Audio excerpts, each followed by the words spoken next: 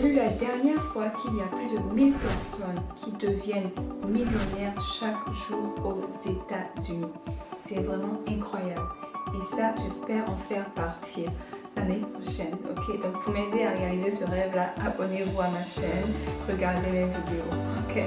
Alors, dans cette vidéo, je vais vous parler un petit peu des raisons, selon moi, pour lesquelles vous devez immigrer aux États-Unis en 2023.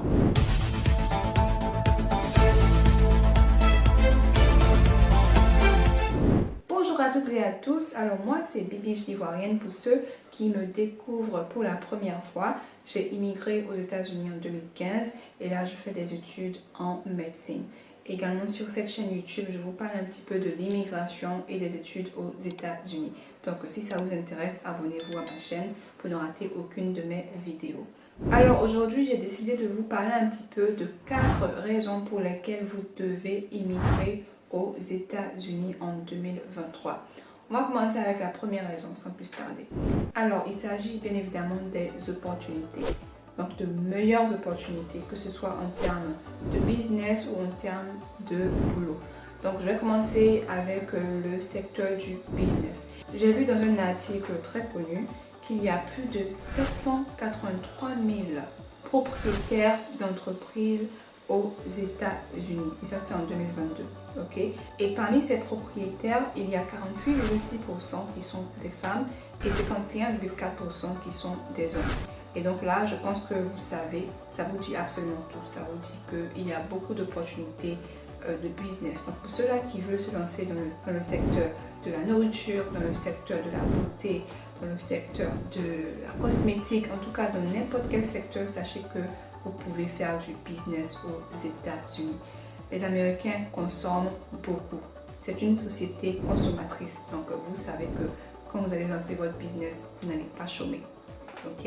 Donc, ça, c'est concernant le business. Et moi également, pour ma petite anecdote, il faut savoir que mon business, c'est YouTube. Donc, j'ai commencé sur YouTube. J'ai eu une audience. Et par cette audience, j'offre maintenant des coachings, des suivis de dossiers, que ce soit pour la déloterie, pour les visas étudiants et tout ça. Donc, pour dire que moi aussi, j'ai profité de cette opportunité de business. Ok, donc voilà. Toujours dans la même niche d'opportunités, cette fois-ci, on va parler des opportunités d'emploi. Ok, et j'ai lu également dans un article qu'il y avait environ 11 millions d'offres d'emploi aux États-Unis depuis le 31 décembre 2022. Il s'agit d'une augmentation par rapport au mois précédent, donc au mois de novembre 2022, où il y avait environ 10,44 millions d'offres d'emploi. Et là, je pense que ça vous dit énormément beaucoup de choses. Ok, il y a beaucoup d'opportunités d'emploi aux États-Unis, que ce soit dans l'État de Pennsylvanie, dans l'État de New York, dans l'État de Californie, dans l'État du Texas, dans n'importe quel État, il y a beaucoup d'opportunités d'emploi. Donc, pour dire que vous n'allez pas chômer, vous n'allez jamais chômer, à moins que vous êtes quelqu'un qui n'aime pas travailler, quelqu'un qui n'aime pas se faire embaucher. Ok, et si c'est votre cas, vous pouvez également lancer votre business, comme je l'ai mentionné précédemment. Ok, et concernant mon cas, moi, il faut savoir que j'ai travaillé, j'ai eu beaucoup d'offres d'emploi, que ce soit à l'université quand j'étais en train de faire mon bachelor ou que ce soit après l'université, j'ai travaillé. J'ai eu beaucoup d'argent, donc je me suis fait beaucoup d'argent, j'ai économisé avant de commencer les études de médecine. Donc tout ça pour dire en fait qu'il y a beaucoup d'opportunités d'emploi en termes de business ou en termes d'embauche. En deuxième partie, on va parler des meilleures conditions de vie. Et oui, aux États-Unis, quand vous arrivez, vous allez voir que tout est différent. Les rues sont propres, ok, les voitures ne polluent pas. Donc l'air que vous allez respirer est frais, c'est pur, ok. Vous n'avez pas à craindre d'avoir quelques maladies ou quoi que ce soit. Ok, également il y a beaucoup d'accessibilité en termes de supermarchés, magasins, que ce soit pour faire les achats.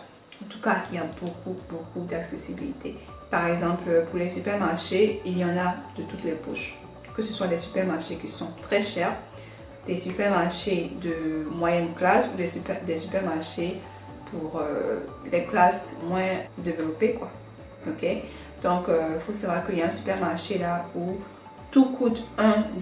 Bon, ça c'était avant le Covid. Maintenant, après le Covid, là, tout coûte 1,25 $. Pour dire que même si tu n'as pas beaucoup d'argent, tu peux quand même faire des achats, tu peux acheter quelque chose pour pouvoir manger. Les conditions sont réunies de telle sorte que tout le monde puisse avoir une vie vraiment meilleure, une vie adaptée, ok, à leurs conditions de vie. Pour la petite histoire, il faut savoir que moi, quand je veux commander quelque chose, je le fais rapidement. Il y a un site internet, là, je pense que tout le monde le connaît, mais je vais taire le nom. J'achète rapidement, ça vient en 2 jours. Des fois, même le lendemain, l'article que j'ai commandé arrive, ok. Également, les transports sont vraiment développés. Si tu n'as pas de voiture, tu peux prendre le bus, tu peux prendre le train. Tout y est pour avoir en fait une meilleure vie. Également, il y a les espaces verts qui sont là. Vous pouvez aller vous détendre, vous pouvez sortir avec les enfants. Tout ça, ça apaise l'esprit et ça vous donne d'avoir une longévité vraiment prolongée. En troisième partie, on va parler de l'éducation. Et oui, aux États-Unis, le système éducatif est très avancé. Il n'y a pas de grève, que ce soit des grèves au niveau des professeurs ou des grèves venant de la part des étudiants. Ces choses-là, il n'y en a pas. Il n'y en a pas, ok? Pour dire que les gens sont vraiment focus sur l'éducation. Et ils sont plus focus sur ce qu'on appelle le critical thinking. Donc la manière de penser, la pensée critique. Donc c'est pas seulement la mémorisation. C'est vrai que la mémorisation c'est très important, mais il faut aller au-delà de ça. Se poser des questions. Pourquoi? Pourquoi? Également les professeurs sont vraiment chaleureux. Et ça je pense que toute personne étudiante étrangère qui est venue étudier aux États-Unis, je pense que vous pouvez en témoigner, les professeurs sont chaleureux, ils sont vraiment accueillants, ils sont vraiment accessibles.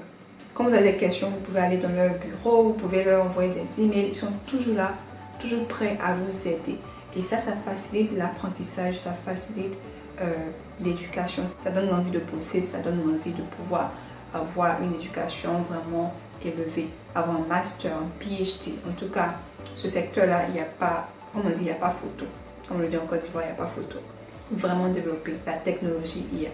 Je pense que c'est pour ça également que l'éducation coûte un peu cher aux États-Unis parce que quand il y a tout cela, bah, ça ne sera pas gratuit, quoi. Okay? Pour la petite anecdote, moi je suis étudiante et comme tout étudiant, des fois j'ai des difficultés et quand c'est le cas, je me rends dans le bureau de l'un de mes professeurs ou soit je leur envoie des emails. Également, ils ont ce qu'on appelle office hours, donc c'est des heures vraiment précises pendant lesquelles vous pouvez soit leur envoyer des emails ou soit aller dans leur bureau pour poser des questions, pour clarifier les doutes que vous avez concernant quelques sujets. Donc l'éducation, elle est vraiment meilleure à tous les niveaux, que ce soit au niveau secondaire, au niveau du bachelor, du master, du PhD, il y a tout est réuni pour avoir une meilleure éducation. Et après cela, maintenant, vous pourrez aller dans le monde de l'emploi et ça rejoint le point numéro 1, beaucoup d'opportunités d'emploi. Beaucoup d'opportunités d'emploi, vous n'allez pas chômer. Ok, vous n'allez pas chômer du tout. La quatrième et dernière raison pour laquelle vous devez immigrer aux États-Unis en 2023, il s'agit de la sécurité. Et oui, les États-Unis, c'est un pays qui est vraiment sécurisé. Il n'y a pas de guerre, il n'y a pas de coup d'État, il n'y a pas de chamaillement politique, tout ça. Il n'y a rien de cela. Tout est vraiment réuni pour que les gens soient en sécurité.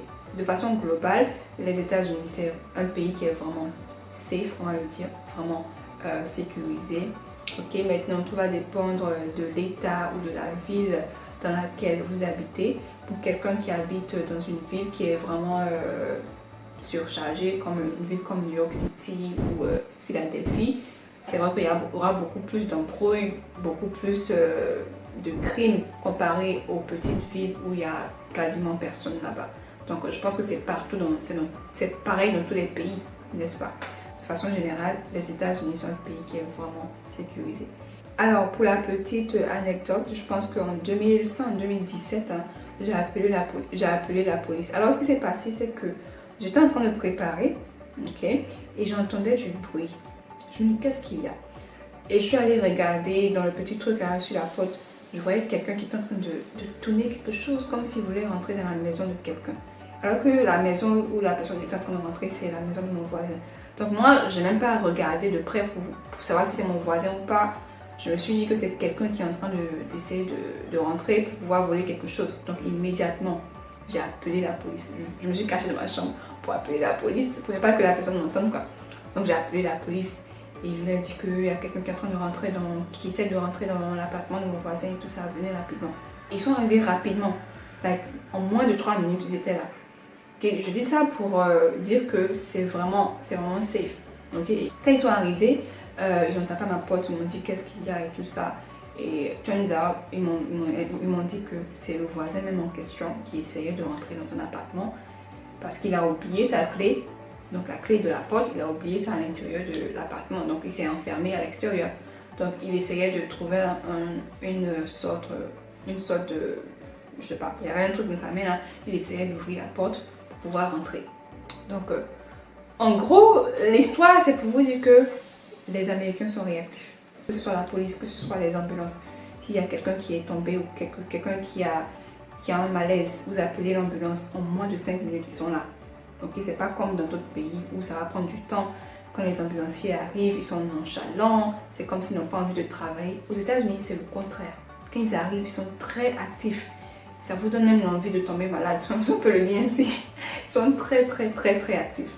Donc pour dire que tout ce qui est sécurité, safety, santé, tout est réuni pour que vous ayez une vie meilleure.